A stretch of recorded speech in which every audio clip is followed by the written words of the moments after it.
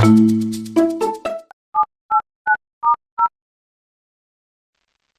जी कहाँ हो?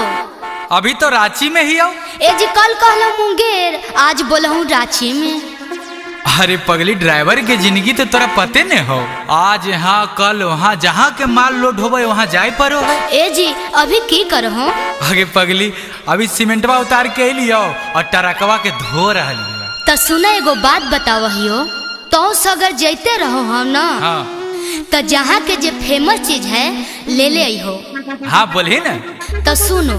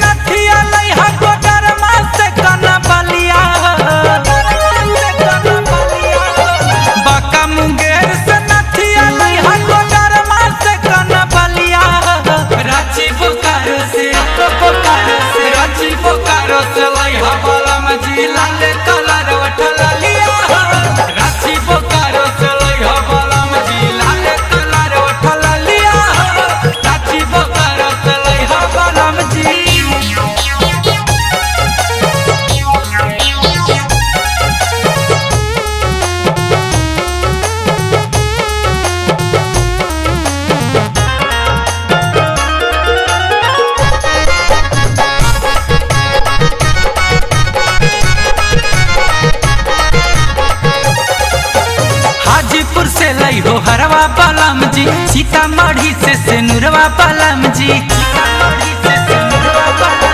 हाजीपुर से लाई हो हरवा बालाम जी, सीतामढ़ी से सेनुरवा बालाम जी, गढ़वा पालामू से पायल सजनवा, टाटा शहर से टिकुलिया, गढ़वा पालामू से पायल सजनवा, टाटा शहर से टिकुलिया, रांची बोकारो से रांची बोकारो से लाई हो बालाम जी, लाल कलर उठल लिया, रांची बोकारो से लाई हो बालाम जी, लाल कलर उठल लिया, रांची बोकारो से लाई हो बालाम जी।